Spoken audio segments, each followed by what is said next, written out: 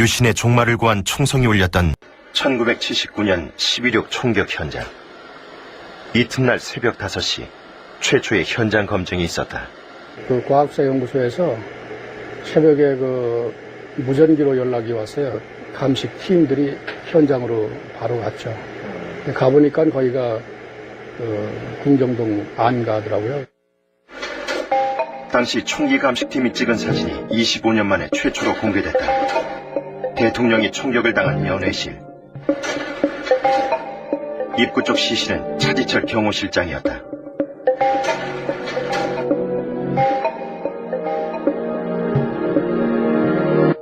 깜짝 놀랐을 거 아니에요? 네. 놀란 순간에 그 차지철 씨 여기 손목에 구멍이 뻥 난 걸 봤어요. 뭐 이놈아 이 버리지 같은 놈아 뭐 이런 소리 했는데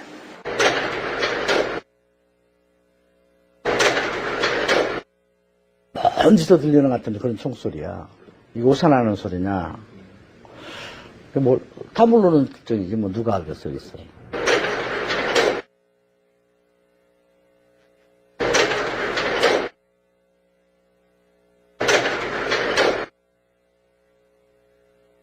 이제 청성 그 움직이면서 쏜다. 죽었나 확인 사살하자. 막바지로 치닫던 유신 독재는 이렇게 무너졌다. 그 시발은 김재규가 쏜 2발의 총탄이었다. 궁정동 안가 나동 건물. 유리창으로 전면을 장식한 2층 건물로 당시로서는 파격적인 구조의 건물이었다. 이 건물이 외부인에게 최초로 공개된 것은 총격 다음 날인 27일 새벽 5시경. 현장 검증을 위해 육군 과학수사연구소 감식팀이 투입됐다.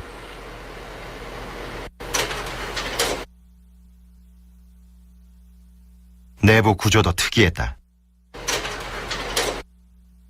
현관을 들어서면 절반가량을 양어장으로 꾸며놓은 독특한 구조의 거실이 나온다. 양어장 위로 설치된 나선형 계단은 2층 김재규 부장의 집무실로 연결돼 있다. 그리고 거실을 지나 연회실과 침실로 들어가는 구조로 설계돼 있다.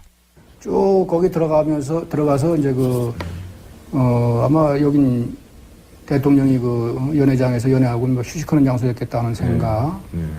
그 다음에 이제 여기 발자국을 보니까 신발 자국이 아니고 실을 밟고 막 왔다 갔다 했는데 그 발자국이 스타킹 신은 발자국. 스타킹. 예, 스타킹. 그래서 여기는 여자가 있었겠구나 하는 그런 추정. 연회실 옷걸이에는 대통령의 상의가 걸려 있었다. 주머니에는 지갑과 도장, 구두 주걱이 달린 열쇠고리 등이 들어있었다. 현관 입구에는 이날 대통령이 신고 왔던 구두가 그대로 남아있었다. 연회장은 총격 직후 그대로의 모습이었다. 상위에는 먹다 남은 요리와 양주병이, TV 앞에는 기타가, 그리고 그 옆에는 유신의 파수꾼을 자처했던 차지철 경호실장의 시신이 방치되어 있었다.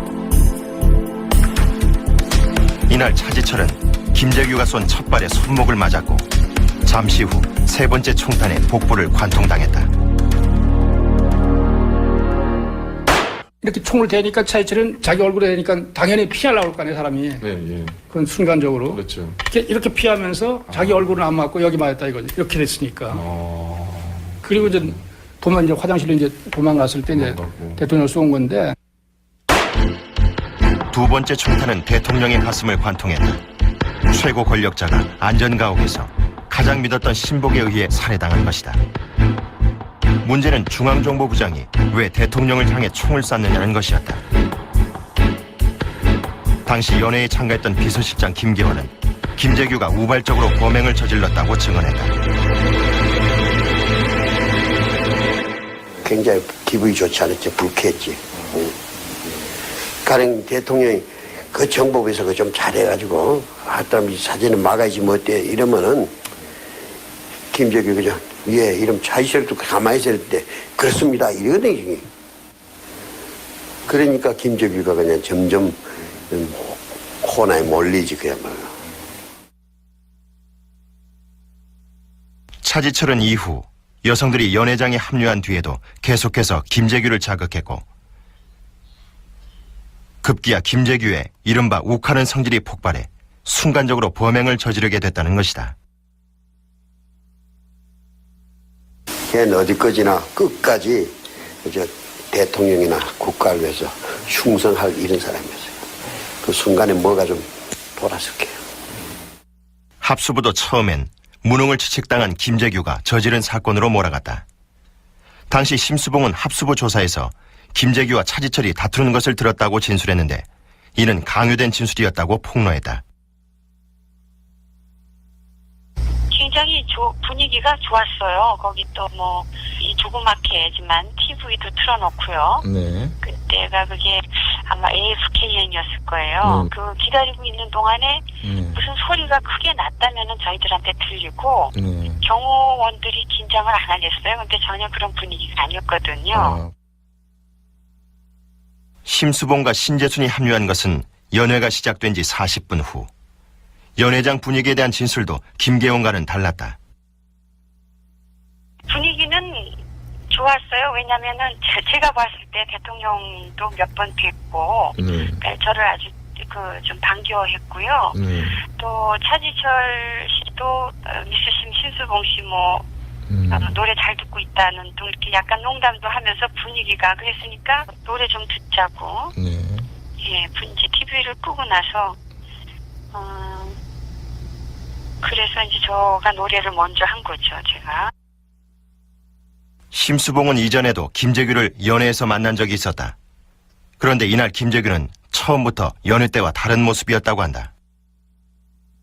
초면이 아니기 때문에 반가워서 눈인사를 다 들어가면서 이렇게 하잖아요. 근데 전혀 인사를 받지를 않고 모르는 사람처럼 아주 굉장히 무겁고 무섭게 입을 꽉 다물고 표정이 없이 그렇게 있는데 정말 이상했어요, 제가. 표정이나 그 분위기가 그런 어마어마한 일을 생각하면서 얼마나 긴장하고 있었겠나. 제 생각에는. 그런 상태로 두어 차례 들락날락했을 뿐 총을 쏘기 전까지 연회장 분위기는 평온했다는 것이다. 꾸르륵꾸르륵 하는 소리가 나서 각하 괜찮으세요? 신재수문이는 앉아있는 채로 괜찮으냐고 번gat 물었었는데 아주 단호하게 괜찮다고 그랬어요. 두 발을 쏜 후 김재규의 권총이 고장났다. 김재규는 거실로 나와 궁정동 의전과장 박선호의 권총을 받아들었다. 그런 후 다시 연회장으로 들어가 차지철을 향해 한 발을 발사했고 뒤이어 대통령의 후두부에 다시 한 발을 발사했다.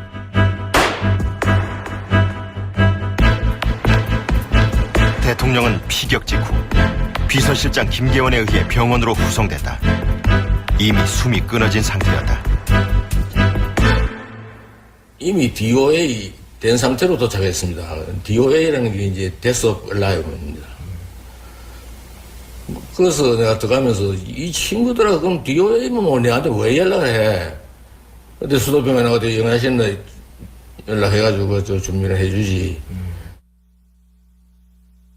3년간 대통령을 모셨던 김병수는 아랫배의 반점을 보고서야 사망자가 박정희라는 사실을 알게 됐다.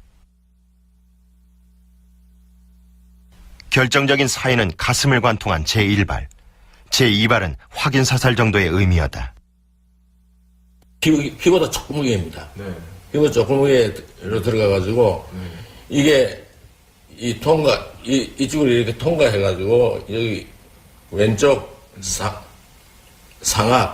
상악동 끝에 베개 있어요. 아, 베개 있어요? 예. 근데 그게 이제 엑스레이에서 이제 확인이 됐죠. 결국 그거는 끝까지 빼내지를 못하고. 1993년 문민정부는 권위주의를 청산한다는 명목으로 궁정동 안가를 헐어내고 공원을 조성했다.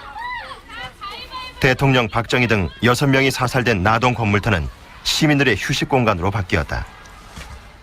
건물들 옛날에 없어. 사건 당일 유성문 씨는 김재규와 수행비서 박흥주를 태우고 바로 이곳 안가에 도착했다. 옆조건 다른데 요 건물 요것은 옛날 그대로야. 단까지. 그런데 궁정동 안가 중 김재규의 집무실로 사용됐던 본관 건물이 옛 모습 그대로 남아 있었다. 25년 만에 여기 글쎄요, 참 옛날 생각이 다시 나는데 감회가 새롭네. 나도 하도 오래간만에 와보니까. 그리고 이 건물이 지금까지 있다는 것이 신기스러워. 응? 왜 한 번도 안 오셨어요? 오고 싶진 않더라고. 여러 가지가.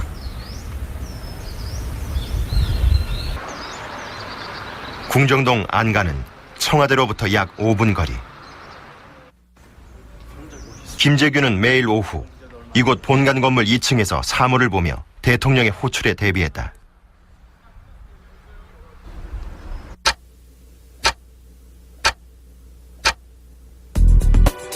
사건 당일 대통령의 연회가 있다는 통보를 받은 김재규가 본관에 도착한 것은 오후 4시 20분경. 그는 곧장 2층 집무실로 올라가 정승화 육군 참모총장을 호출함으로써 거사 준비에 들어갔다. 대통령의 연회를 통보받은 상태에서 육군 참모총장을 불렀던 것이다. 그날은 지가 혁명을 하기로 결심을 했기 때문에 혁명 초부터 육군 총장과 접촉을 계속해 둘 필요가 있어서 그렇게 했습니다. 문제는 과연 거사를 염두에 두고 육군 참모총장을 불렀느냐는 것이다. 이에 대해 김재규는 그해 4월에도 거사를 계획한 적이 있다고 주장했다. 대통령의 연회를 통보받은 상태에서 3군 총장을 불렀는데 상황이 여의치 않아 거사를 미뤘다는 것이다. 그때도 건 2시간이나 기다린 일이 있습니다. 좀 기분이 나빴지만은 정보부장이 그렇게 요청한 것을 우리가 기분이 나빴다고 해서 그 취소하고 돌아갈 만한 그러한 사항은 아니었습니다. 육군 참모총장을 호출한 후 김재규는 권총을 준비했다.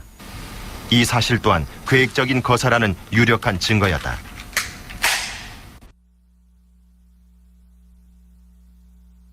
본관에서 연회가 열렸던 나동까지는 약 50m. 김재규는 연회 도중 본관에 준비해둔 권총을 가져가 대통령을 겨냥했다. 만약 충동적인 범행이었다면 좀 더 가까운 곳에 권총을 사용했을 가능성이 높다. 당시 나동 연회실 2층 김재규의 집무실에도 권총이 보관돼 있었다는 사실이 확인됐다. 2층에 집무실이고 네. 그런 그 캐비넷도 거기 총청 발견을 했구나. 내가. 맞아. 거기도 가니까 거기는 총이 있었습니까? 거기도 아마 있었던 것 같아요, 기억에. 외견상 유신 독재를 보위하는 일선에 섰던 김재규. 그런데 가슴속에는 남모르게 민주회복의 열망을 품고 있었다. 이를 입증이라도 하듯 79년 들어 김재규는 자유민주주의, 대의를 위하여 등 파격적인 내용의 글을 남겼다. 이 나라의 자유민주주의 회복시켜놓자. 대통령과 하고 나하고 관계에 있어서의 그 의리도 이 소위에 속하는 건 한꺼번에 다 끊어바친다. 그래서 대의를 위해서 내 목숨 하나 버려버린다.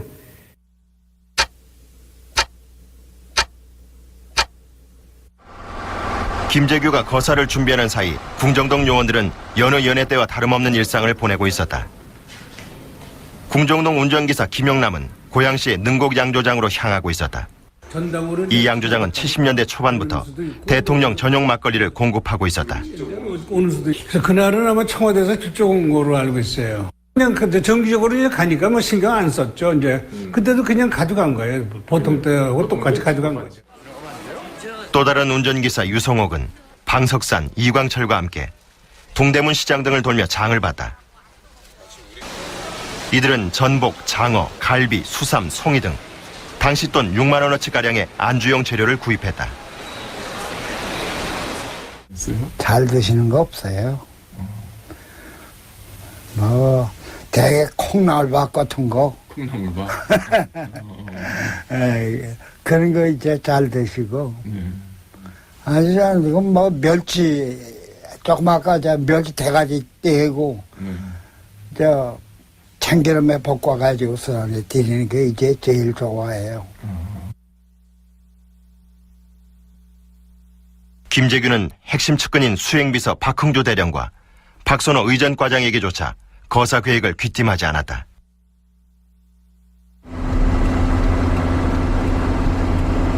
궁정동 의전과장 박선호는 이 시각 대통령의 시중을 둘 여인들을 만났다. 그는 이날 여대생 신재순과 가수 심수봉을 섭외했다. 같은 시각 모처럼 짬이 난 수행비서 박흥주는 구두를 사러 광화문 인근 신발 매장을 찾았다. 중앙정보부 본청 소속이었기 때문에 연애와 관련해 별다른 임무가 없었던 것이다. 박 대령이나 내나 항상 아까도 얘기했지만 365일 눈 감고 잘 때도 마음에 출동 준비하고 자는 사람들인데 그런 거 살아갈 시간도 이렇게 여유가 없어. 이럴 날도 없는데. 그러니까 그때 거기서 궁정동에서 광화문이 같이 오니까 에스콰이어. 직급이 낮은 부하들은 말할 것도 없었다. 운전기사 유성옥은 이날 본인의 결혼 청첩장을 들고 출근했다. 아들까지 뒀지만 여건이 안 돼 벼르고 별로온 결혼식이었다. 가는 날이 장날이라고 그날 그거 청첩장 가지고 돌러 간 날 그런 반란이 일어난 거란 말이에요. 뭐 그 사람들이 뭐 이제 뭐 김재기가 박 대통령 죽인다고 미리 선포하고 갑니까? 7시경 김재규는 나동 연회장을 빠져나왔다. 정승화 육군 참모총장과 김정석 중정 제2차관보를 만나기 위해서였다. 구간을 거쳐 본관에 도착한 김재규는 이들을 만나서 좀 더 기다려줄 것을 요구했다. 그런 후 준비해뒀던 권총을 휴대했다. 이어 핵심 측근인 수행비서 박흥주와 박선호 의전과장을 불러 모은 후 거사 계획을 통보했다. 자네들 어떻게 생각하나? 나라가 잘못되면 다 죽는다. 각오는 돼 있겠지? 예, 각오가 돼 있습니다.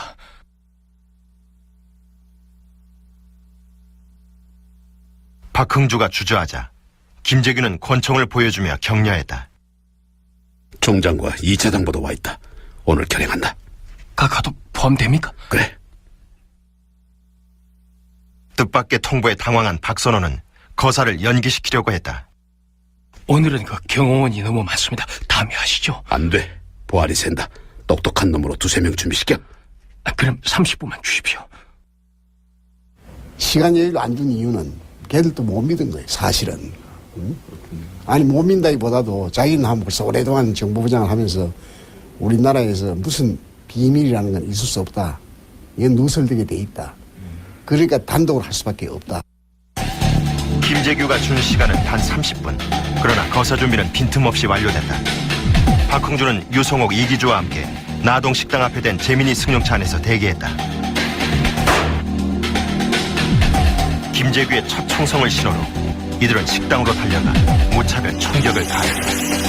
그러니까 이제 탁탁 소리가 나니까 이놈들이 정보부 직원이든 경호관이든 뭐 요리사든 뭐 전혀 관계없이 그냥 밖에서 안으로 향해서 그냥 막 도주된 거죠. 같은 시각 박선호는 나동 대기실에서 청와대 경호관 정인영, 안재송에게 권총을 겨누고 있었다. 정인영과 해병대 동기로 절친한 사이였던 박선호는 다 같이 살자고 호소했으나 안재송이 저항하려 들자 친구를 향해 방아쇠를 당겼다.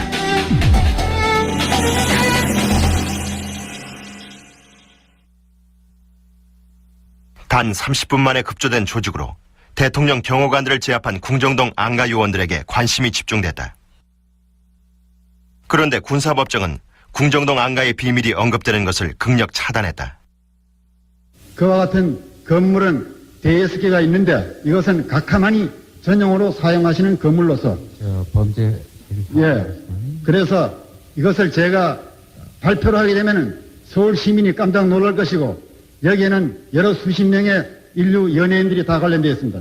그리고 평균 한 달에 각하가 10번씩 나오는데 이것을 제가 1년 연중 한 번도 관해서만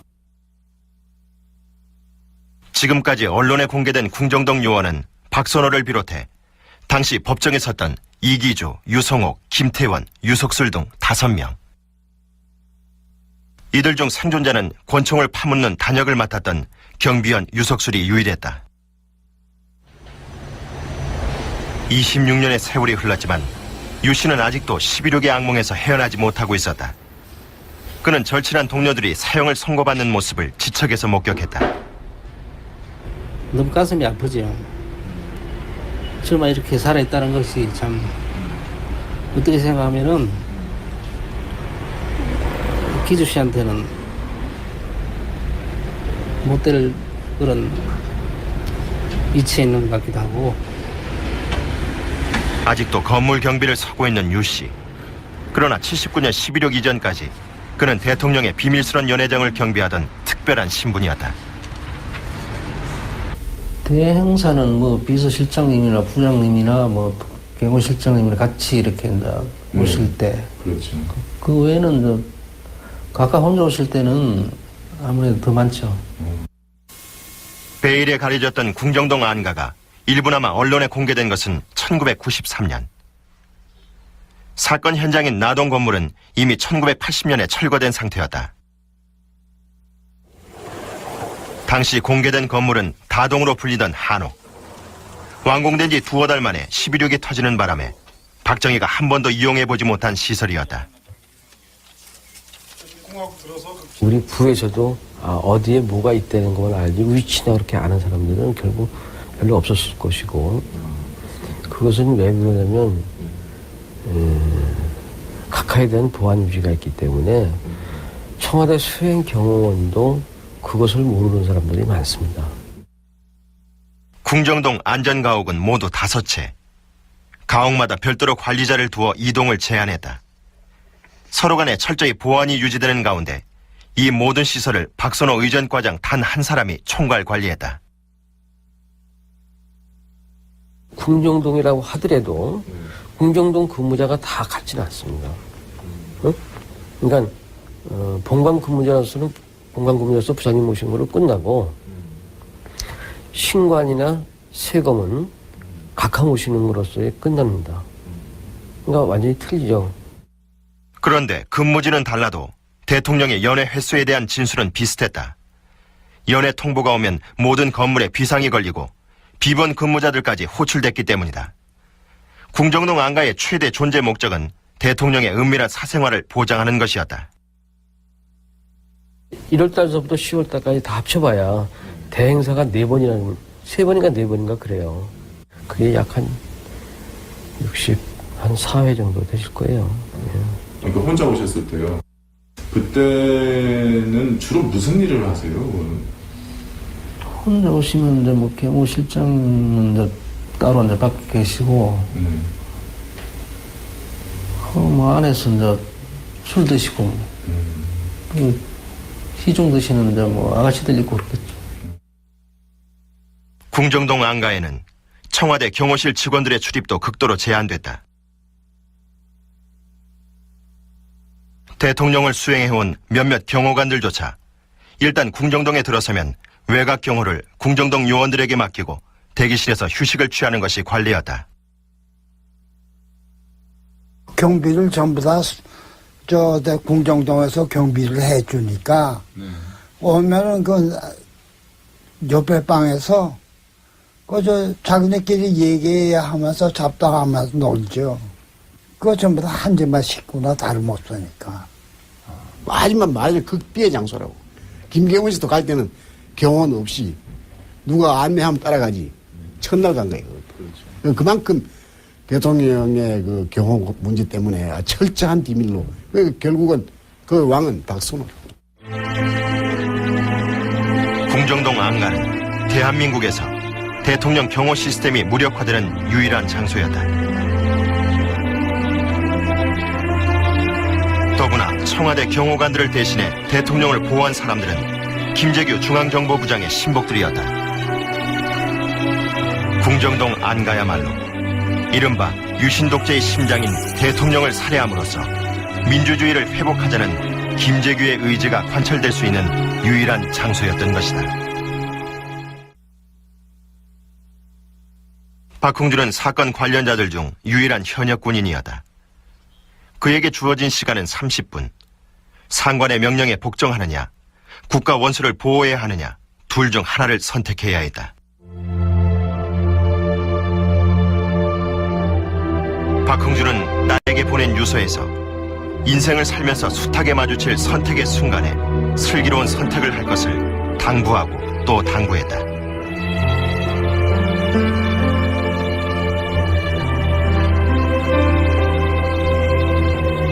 박흥주가 절체절명의 선택의 기로에 서게 되기까지 김재규와의 운명적인 만남이 있었다.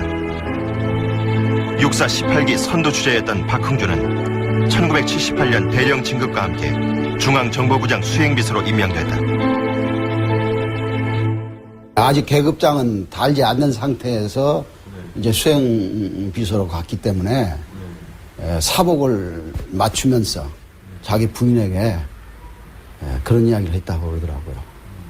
대령 계급장을 붙이고 군복을 입고 군인으로서의 그 임무를 수행했으면 얼마나 좋겠느냐.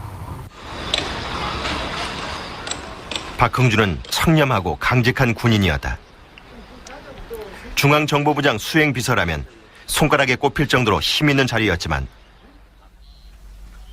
그가 살던 곳은 집차도 들어가지 않는 행당동 달동네 꼭대기였다. 이웃 주민들은 그를 소탈하고 인정 있는 이웃으로 기억하고 있었다. 처음에는 평화시장 댕긴다고 그러고 놀랄 수밖에 없는 거죠. 그런 분이 거기서 그렇게 커다란 거사를 해가지고 총을 들고 거사를 할 수 있다는 것이 믿겨지지 않죠. 그분은 제가 보기로는 아주 평범한 분인데 그런 분이 어떻게 그런 거사에 가담해가지고. 박흥준은 가난한 집안의 희망이기도 했다. 79년 당시에도 부모는 빈민가에, 형은 탄광 경비로 일하는 형편이었다. 박흥준은 중2 시절 6사단장 김재규 장군의 전속 부관으로 차출됐다. 부관을 그만둔 이후에도 부부 동반으로 김재규를 찾아가는 등 인연을 유지했다. 저도 뽑혔더라면 박흥주 대령이 갔던 길을 갔을지도 모르죠. 군에서 직속 상관에게 충성하는 것이 곧 국가에 충성하는 길이라 이렇게 배웠기 때문에 적어도 한 번 섬기는 게 아니고 두 번, 세 번 계속해서 이렇게 섬겼다고 하면 그분에게 죽도록 충성하는 길이 군인의 길이 아니겠느냐. 단순한 상관이 아니라 강력한 후견인이었던 김재규가 대통령을 살해하겠다는 결심을 밝히며 가세할 것을 명령한 것이다. 박흥준은 선뜻 따라 나선 박선호와는 다른 반응을 보였다. 자네들 각오는 돼 있겠지? 이렇게 한 사실이 있죠? 네. 그때 피고인은 뭐라고 대답했습니까? 각오가 돼 있다고 그랬습니다. 각오가 돼 있다고 대답했습니까? 네. 그 후 그때 곁에 있던 피고인 박흥준은 어떻게 하고 있었습니까? 대답이 없었습니다. 알았다는 듯이 고개를 끄덕거리고 있었죠? 네, 침통한 얼굴로서 그렇게 했습니다. 명령에 복종하든 거부하든 살아날 가능성은 희박했다. 박흥준은 평소 피지 않던 담배를 잇따라 피우며 고민했다.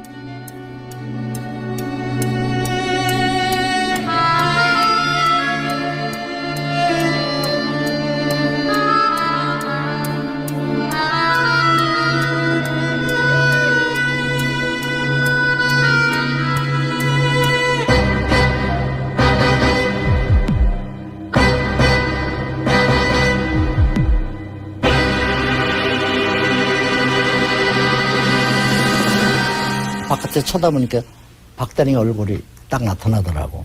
그냥 나하고 시선이 마주쳤는데 나보고 나오라는 거예요. 그래 나갔더니 스탠바이. 너 나갈 준비를 해라. 그래서 나는 이제 회식이 다 끝났으니까. 근데 벌써 끝났을까? 박흥주가 명령을 수용한 배경에는 김재규에 대한 인간적인 존경심이 큰 비중을 차지했다. 박흥주는 최근 공개된 옥중 수양록에서 김재규를 대통령의 1급 참모이자 참다운 일꾼이었다고 단정지었다. 중정부장 김재규는 유신체제의 버팀목이었고 헌신적으로 대통령을 보좌했다고 평가했던 것이다. 결과적으로 시해를 하셨지만은 평소에 대통령에 대한 충성심에 대해서는 저 개인적으로는 의심을 안 합니다. 지극히 대통령을 잘 모시겠다 하는 그런 평소의 그 은행으로 봐서.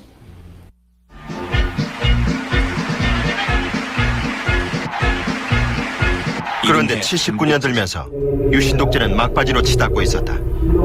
미국과는 인권과 주한미군 철수, 핵개발 등으로 심각한 갈등을 빚고 있었다.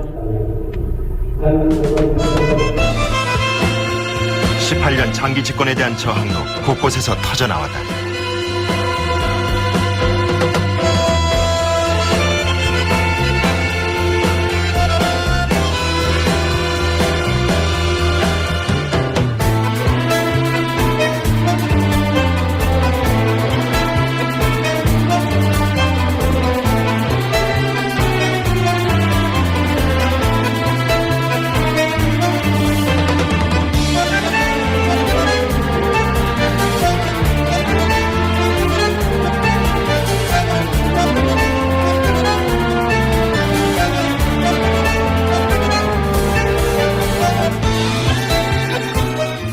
내가 내려가 봤더니 학생 일부가 뭐 소동을 피우고 이런 게 아니고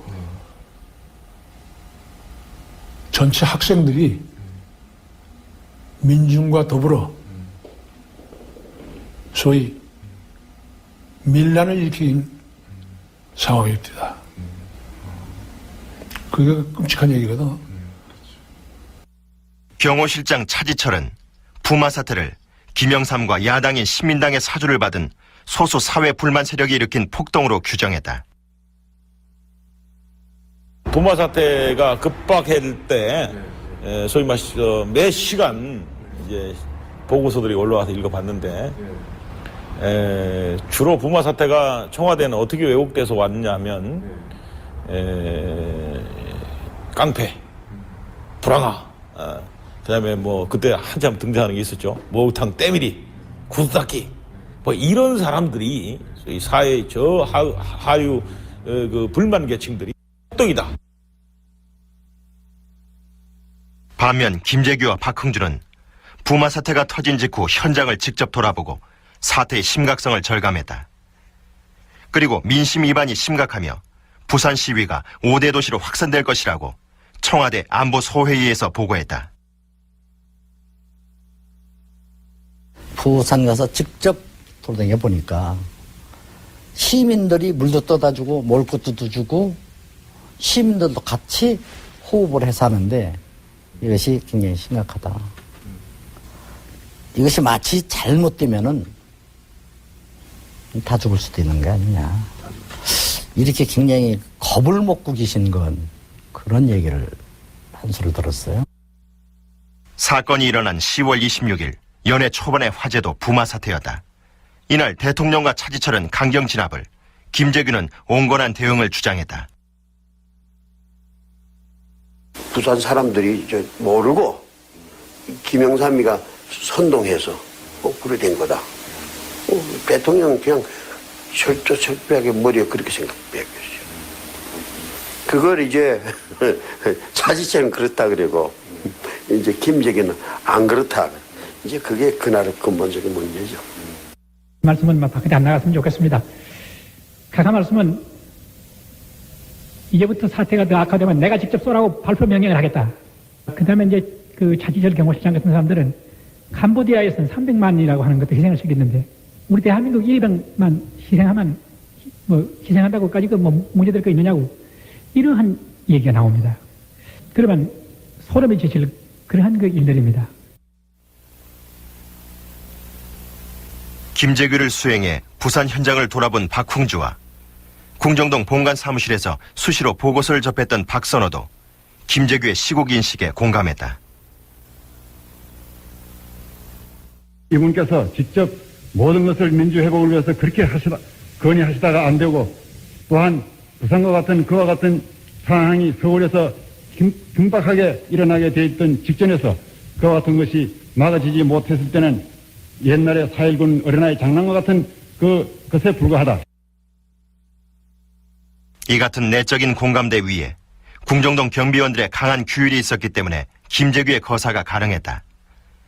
상관의 명령이 떨어지면 목숨 바쳐 수행한다는 것이 궁정동 요원들의 철칙이었다. 그걸 내가 고순간에 있으면 나도 그렇게 됐겠지. 네? 자리 없기 때문에 지금 살아난 사람 그대로 있기 때문에 살아난 거고 그 자리에 있었으면 다 그렇게 다 죽었을 거야 나도.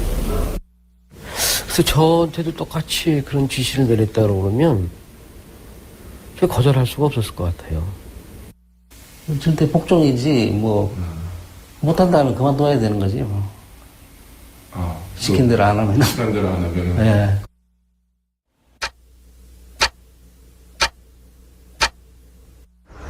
대통령을 살해한 김재규는 맨발로 본관으로 달려왔다. 그리고 식당에서 대기 중이던 정승화 육군 참모총장을 찾았다. 나를 팔을 붙잡으면 큰일 났다고 빨리 갑시다 하면서 현관으로 손을 붙잡고 나가니까 나도 따라 나갔죠. 무슨 분마 사태나 무슨 안 그러면 다른 데서 큰 또 새로운 사태가 이 서울이나 이 부근에서 발생한 것이 아닌가. 차에 오른 김재규는 남선행을 외친 후 차 안에서 정승화에게 대통령 사망 사실을 알렸다. 자꾸 김재규 보고 이게 무슨 일이냐고 자꾸 다시 충고를 하니까 김재규가 그 손을 일하면서 이분이 돌아가셨다고. 그래서 어떻게 돌아가셨냐니까 저격 땅에 돌아가셨다고 하면서 아주 당황해서 그랬다면서. 원래 가려던 목적지는 남산의 중앙정보부였다. 그런데 3일 고가도로를 지나 중앙정보부 방향으로 우회전하려는 찰나 김재규가 동승했던 박흥주에게 운명적인 한마디를 던졌다. 3일 고가도로에서 남산 쪽으로 올라가는 그 도로상이었습니다. 그 고가도로상에서 박비서관 어디로 가지? 부 6번 이렇게 얘기를 했습니다. 그래서 피고인이 뭐라고 대답했습니까? 참모총장께서 그때 말을 가로채서 6번으로 가지 그렇게 얘기하는 것 같아서 저도 6번 좋겠습니다 하고 동의를 했습니다. 김재규가 박흥주에게 부 6번을 물어봤을 때는 이미 남산으로 접어든 시점. 김재규는 차를 돌리라고 지시했고 차는 유턴해서 육군본부에 도착했다. 당시 김재규는 신발도 신지 않은 상태. 거사 실패가 예견되는 순간이었다. 박흥주 대원한테 신발 달아서 그 신발을 신고 들어가시고 박흥주 대원은 나보고 신발을 달라고 그러더라고. 근데 신발을 벗어줬는데 박흥주 대원이 나보다 발이 커요. 그렇게 내 신발이 나는 좀 발이 좀 적거든. 그렇게 꺾어 신고 따라간 거예요. 거기. 김재규의 유턴은 우발적인 범행이라는 근거로 곧잘 활용됐다. 욱하는 성질에 사건을 저지른 후 당황한 나머지 그만 호랑이 굴로 들어갔다는 것이다. 김재규가 우리 어디로 가냐 하니까 남산으로 간다고 그래서 남산 가서 어떻게 하냐 육군본부로 가자 하니까 김재규가 김재규는 이게 참 우발적으로 저질한 것이지 계획적으로 한 게 아니라는 게 여러 정황으로 봐서 인정할 수 있는 거죠. 자기가 남산으로 갔으면 주도적인 힘을 발휘할 수 있으리라 하는 것은 당연한 것이죠. 그건 육군 대의만 돼도 알 수 있는 건데 그거를 저버리고 그 육군으로 따라갔다는 거 이런 면을 볼 때는 그건 아주 핵심적으로 그분이 계획적인 것은 아니었다.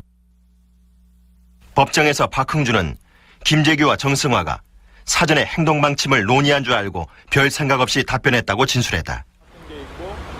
그러나 이 진술은 김재규의 거사가 정권 찬탈 기도로 몰릴 것을 우려한 박흥주 대령의 위증이었다는 증언이 나왔다.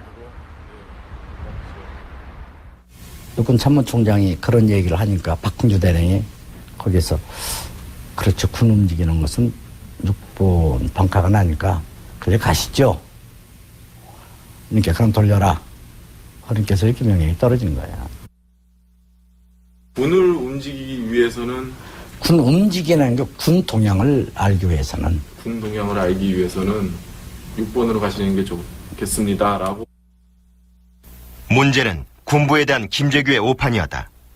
김재규는 대통령이 제거된 상태에서 정승화를 움직여 군부를 장악할 수 있을 것으로 판단했다.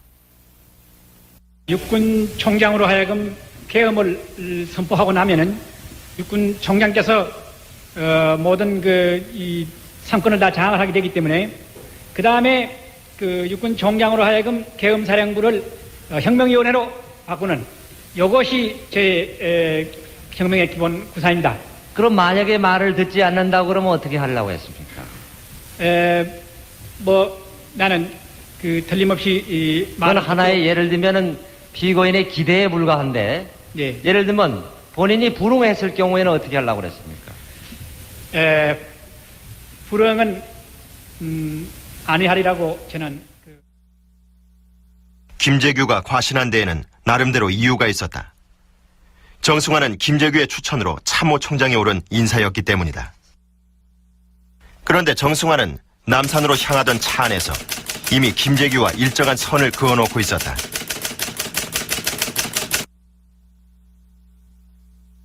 아마 좀 갈증이 나셨던 모양에 가시면서 자기가 하나를 잡수시면서 정승환 총장은 하나 좀 드셔 하고 주더라고. 다음날 내가 이제 차 안을 정돈을 하려고 보니까 그 정장군님께서 앉으셨던 그 앞에다가니 그걸 그대로다니 펴보지도 않고 속지가 싸져 있는 것을 그대로 앞에다 버려서 그대로 놨더라고. 정승환은 당시 독살당할 것을 우려했다고 한다. 그런데 군부와의 연계가 없는 상황에서 남산이나 6번 어느 쪽으로 가더라도 결과는 다르지 않았을 것이라는 주장이 제기되고 있다. 아무 준비도 없는데 남산으로만 들어갔다고 그래서 뭐가 이루어지겠어. 만약 그렇게 되면 군을 움직여야 되는데 군 조직이라는 게 그렇게 남산에서 다 장악해가지고서 하는 군 조직이 아니에요. 왜 어떻게 조직적으로 하느냐. 자기가 혼자 하는 수밖에 없고 누구하고 상의할 수도 없고. 그럼 대통령 생명을 뺏는 게 그게 바로 막 핵심인 말하자면 혁명의 바로 목적이라고 끝나는 거예요.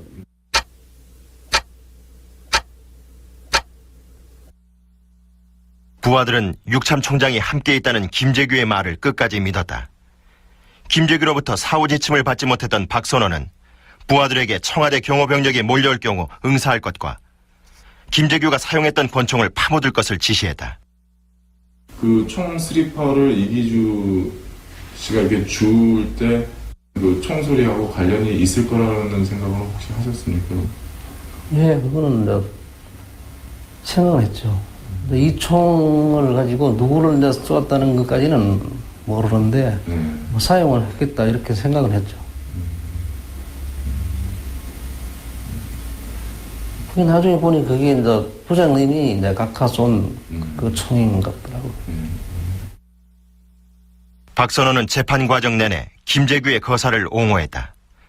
그러나 섭섭함 또한 숨기지 않았다. 박선호로서 좀 섭섭한 일이야. 자기로서는 내한테 명령을 그 후에 할 일을 알려줬으면 내가 잘했을 수 있었는데 내 면회 갈 때마다 하는 얘기 그거예요. 왜 내한테 얘기 안 해줬는지는 내가 얘기만 들으면 깨끗하게 끝을 낼 수 있는데 왜 박정희 대통령 시신을 옮기지 말라든지 예를 들면 뭐 이 사후 조치가 있어야 되는데 그걸 못하고 간 게 그 박흥주하고 박선은 계속 방황하다가 잡힌 거라고.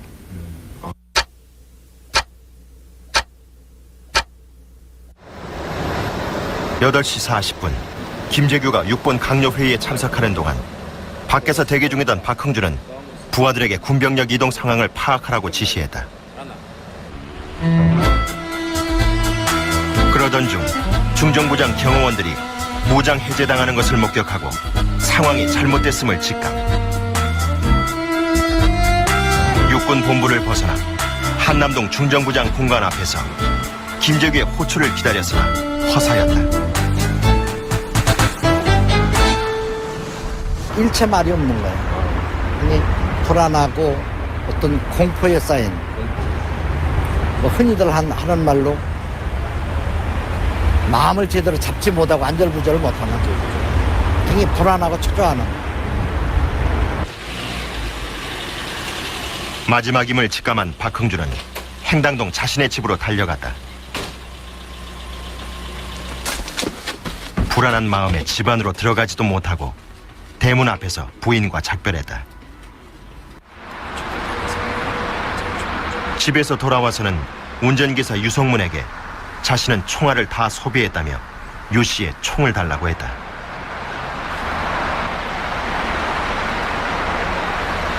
무엇인지는 몰라도 내 생명을 끊을 수 있는 이런 일이 라면은 가는 데까지 가봐라. 무슨 얘기냐? 그때까지 답변을 안 넣는 거예요. 그러면서 하는 얘기가 나보고 아무런 죄가 없기 때문에 걱정이 없지 않습니까? 총을 쏜 죄도 없고 아무 죄가 없지. 나는 그 입장이 아니에요. 하면서 굉장히 고뇌하고 굉장히 후회를 하더라고요. 한강변에서 은신하던 박흥준은 27일 새벽 5시경 라디오 방송에서 김재규가 쏜 총에 대통령이 유고라는 뉴스를 듣고 이후 자진 출두했다.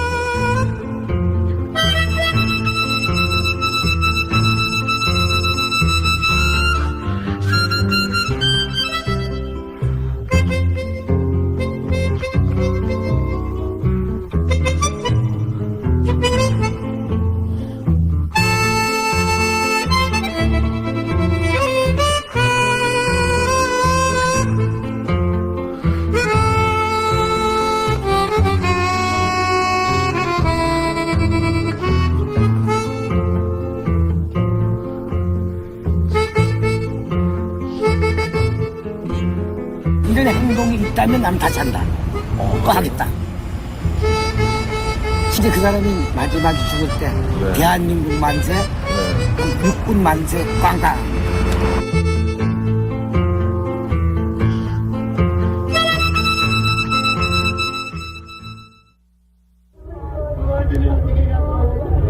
절대 권력자의 갑작스러운 사망 앞에 국민들은 공황 상태에 빠졌다.